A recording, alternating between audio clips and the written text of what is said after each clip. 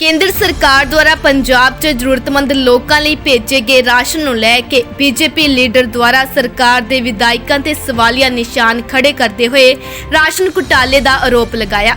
इस मौके ते बीजेपी दे हलका इंचार्ज प्रवीण बंसल द्वारा राशन च घोटाले दा आरोप लगाउंदे होए कई कमरिਆਂ च राशन दीआं बोरियां दा जिक्र कीता ਅਤੇ दिखाया गया कि अजे तक किन्ना राशन मौजूद है, जिस नूं लै के उन्हां कहा कि लोकां तक हुण भी राशन नहीं पहुंच रहा। उन्हां ਇਹ भी कहा कि राशन जां तां चहेतिਆਂ ਨੂੰ ਦਿੱਤਾ ਜਾ ਰਿਹਾ ਹੈ ਜਾਂ ਫਿਰ ਆਪਣੀ ਵੋਟ ਬਟੋਰਨ ਲਈ उन्हां तक पहुंचाया जा रहा है। प्रवीण जी ने चेक किया, इन्होंने इन्फॉर्मेशन मिली आज कमरे 1000 तो उत्ते बोरी है, उस कमरे 1000 तो उत्ते बोरी है। एक राशन किनू देंदे है किनू नहीं देंदे, फर्जी बोरियां फर्जी सब कुछ है, बेचते हैं देंदे अपने बंदियां नूं देंदे। ये पता नहीं की है, केंद्र सरकार ने राशन दिता गरीबां नूं वंडण वास्ते दिता। ये इंटरनेशनल स्कूल संधू साहब के स्कूल च पिया।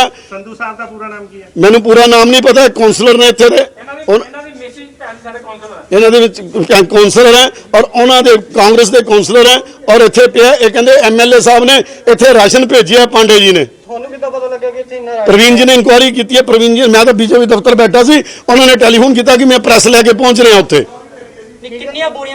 मेरे हिसाब नाल इस टाइम घट्टो घट्ट 3000 बोरी 2500 बोरी पई है तीन कमरिਆਂ 'ਚ।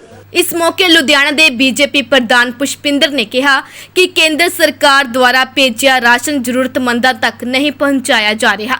उन्होंने यह भी कहा कि इस बारे वो सरकार को कई बार जाणू करवा चुके हैं, पर सरकार लोगों तक राशन पहुंचाने की बजाय अपने चहेतियां नूं खुश करन च लगी हुई है। भारतीय जनता पार्टी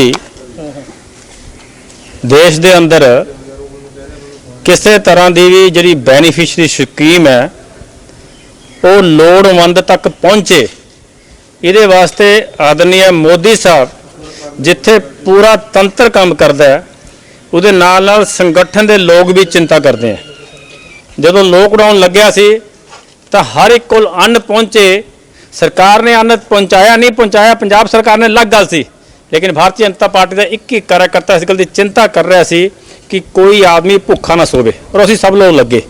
लेकिन बड़ा दुख होया भी केंद्र सरकार तो करोड़ों रुपया अनुदान आके करोड़ों रुपया दे अन्न जिहड़ा आके है वो गरीब तक नहीं पहुँचया, लेकिन वो हौली हौली परतां खुलदियां गईयां। अज सामने आया साडे कोल इन्फॉर्मेशन आई कि इंटरनेशनल स्कूल च हज़ारों थैलियां पईयां अन्न दियां और असी अलग अलग इलाकों चों इस इलाके के लोगों तो ते बाकी वार्ड के लोगों को भी पता किया भी क्या तुहानूं कोई अन्न मिलिया, तो किसी ने कोई गल नहीं की भी सानू किसी तरह का अन्न नहीं मिले। सरकारी तंत्र तो पता किया, उन्होंने कोई प्रोसैस नहीं है, कोई सिस्टम नहीं है। तो अज असीं संधू साहब को आए तो संधू साहब का जवाब सी भी मेरे को 1000 थैलियां आईयां 550 मैं देती, मेरे को 450 रह गई। असीं एक कमरा खोलिया, 2 कमरे खोले, उस करीब 1500 2000 थैले होने। वो कहते बस मेरे को इन्ना ही है। एक होर कमरा खोलिया, उस भी करीब 2000 थैले मिले हैं। मेरा सिर्फ एक ही कहना है, क्या ये 4 थैले किस लिए रखे हैं, ये किन्ना लिए रखे हैं, ये किन्ना नूं देने हैं, उसका प्रोसैस की है। सिर्फ असी अज इस गल की चिंता करते हुए असी संधू साहब तो सवाल पूछा और मैनू आदरणीय राकेश पांडे जिहड़े MLA उन्होंने बेटे का ही फोन आया दुष्यंत का भी साहब मेरे तो पूछो, देखो पब्लिक का पैसा है, तो जवाब देना पेगा भी तुहाडा सिस्टम की है, तुसीं किहनूं दे रहे हो। जे नॉर्थ वास्ते आया तो चाहे कोई अकाली दल का कौंसलर है, चाहे कोई BJP का कौंसलर है, चाहे कोई कांग्रेस का कौंसलर है, उन्होंने बराबर वंड होनी चाहिए है। ये नहीं है भी लोगों तो तुसीं वोटर कार्ड लो भी कांग्रेस नूं वोट पाई तेनों अन्न दिता या तू मेरा ध्यान रखी उन्होंने 10 थैलियां दे दियां 20 थैले दे दियां। मैनूं शंका है भी जिहड़ा ये अन्न है इसका मिसयूज हो रहा है और मिसयूज रोकने वास्ते सानूं इस ते असीं कार्रवाई की मंग करते हैं सरकार कोलों। इस मौके ते मौजूद संधू पार्षद पति ने कहा कि विधायक राकेश पांडे द्वारा स्टाक के रूप च राशन रखा गया, जिवें ही रिक्वायरमेंट आउंदी है उसके आधार ते राशन की वंड की जा रही है।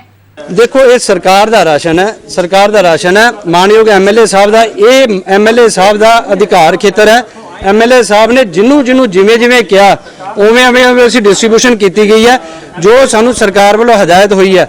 सरकार की हदायत के मुताबिक साडे लई इस करोना की घड़ी दे विच ना तो कोई साडे लई भारतीय जनता पार्टी, ना कांग्रेस, ना अकाली दल, ना BJP, ना कोई बहुजन समाज पार्टी, कोई इदां दा इशू नहीं है। साडा फर्ज है हर एक बंदे की सेवा करना।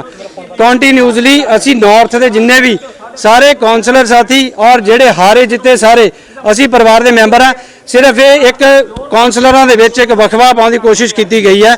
ਸਤਿਕਾਰਯੋਗ ਕਾਉਂਸਲਰ ਕੋਈ ਵੀ ਆਇਆ ਹੋਵੇ, ਕਿਸੇ ਨੂੰ ਵਾਪਸ ਨਹੀਂ ਕੀਤਾ ਗਿਆ, ਕਿਸੇ ਨੂੰ ਡਿਨਾਈ ਨਹੀਂ ਕੀਤਾ ਗਿਆ। ਜੇਕਰ ਤੁਹਾਨੂੰ ਇਹ ਰਾਸ਼ਨ ਕਦੋਂ ਆਇਆ ਤੁਹਾਡੇ ਸਾਡੇ ਕੋਲ ਪਿਛਲੇ ਮਹੀਨੇ 1.5 ਮਹੀਨੇ ਤੋਂ ਕੰਟੀਨਿਊਸਲੀ ਤੁਹਾਡੇ ਕੋਲ ਇੱਥੇ ਨਹੀਂ ਮੈਂ ਕਿਹਾ 1.5 ਮਹੀਨੇ ਤੋਂ ਆਂਦਾ, ਖਤਮ ਹੋ ਜਾਂਦਾ, ਆਂਦਾ। ਕਦੋਂ ਆਇਆ ਹੁਣ ਹੁਣ ਪਿਆ ਇਹ ਕਦੋਂ ਆਇਆ? ਇਹ ਪਿਛਲੇ 4-5 ਦਿਨ ਪਹਿਲਾਂ ਆਇਆ ਜਿਹੜਾ ਰਾਸ਼ਨ ਹੈ, ਉਹਨੂੰ ਅਸੀਂ ਡਿਸਟ੍ਰੀਬਿਊਸ਼ਨ ਕਰ ਰਹੇ ਹਾਂ।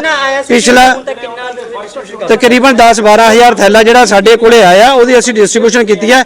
ਜਿਹੜਾ 1000 ਕੁ ਥੈਲਾ ਸਾਡੇ ਕੋਲ ਰਹਿ ਗਿਆ ਆ, ਇਹਦੀ ਡਿਸਟ੍ਰੀਬਿਊਸ਼ਨ ਰੋਜ਼ ਨਾਲ ਦੀ ਨਾਲ ਹੋ ਰਹੀ ਹੈ। ਇੱਕ ਦਿਨ ਦੇ ਵਿੱਚ ਨਹੀਂ ਹੈ, ਇੱਕ ਸੈਕਿੰਡ, ਇੱਕ ਦਿਨ ਦੇ ਵਿੱਚ ਨਹੀਂ ਹੈ, ਕਿਉਂਕਿ ਕਈ ਡਿਸਟ੍ਰੀਬਿਊਸ਼ਨਸ ਨੇ, ਕਈ ਕਾਉਂਸਲਰਸ ਨੇ ਕੋਰੋਨਾ ਨਾਲ ਅਫੈਕਟਡ ਨੇ, ਜਾਂ ਕਈ ਲੋਕਾਂ ਦੇ ਕੋਲੇ ਆਉਣ ਦਾ ਟਾਈਮ ਹੈ। ਇਹ ਹੌਲੀ ਹੌਲੀ ਕਰਕੇ। ਲੁਧਿਆਣਾ ਤੋਂ ਸੁਰਿੰਦਰ ਸੋਨੀ ਦੀ ਰਿਪੋਰਟ। ਇੱਕ ਫੋਨ ਤੁਹਾਡੀ ਬਦਲ ਸਕਦਾ ਹੈ ਜ਼ਿੰਦਗੀ। ਜੇਕਰ ਤੁਸੀਂ ਪਰੇਸ਼ਾਨ ਹੋ ਤਾਂ ਇੱਧਰ ਉੱਧਰ ਨਾ ਘੁੰਮੋ, ਬਸ ਸੰਪਰਕ ਕਰੋ ਪੰਡਿਤ ਅਮਿਤ ਸ਼ਰਮਾ ਜੀ ਨਾਲ। ਸਮੱਸਿਆ ਭਾਵੇਂ ਕੋਈ ਵੀ ਹੋਵੇ, ਜਿਵੇਂ ਲਵ ਮੈਰਿਜ ਲਈ ਮਾਂ-ਬਾਪ ਨੂੰ ਮਨਾਉਣਾ, ਪਿਆਰ ਵਿੱਚ ਧੋਖਾ, ਸੌਂਤਣ ਜਾਂ ਦੁਸ਼ਮਣ ਤੋਂ ਛੁਟਕਾਰਾ, ਔਲਾਦ ਸੁੱਖ, ਕਰਜ਼ਾ ਮੁਕਤੀ ਜਾਂ ਵਿਦੇਸ਼ ਯਾਤਰਾ, ਤਾਂ ਅੱਜ ਹੀ ਆਓ ਮਾਂ ਅੰਬਿਕਾ ਜੋਤਿਸ਼ ਕੇਂਦਰ ਫਗਵਾੜਾ। Phone number 7298878600।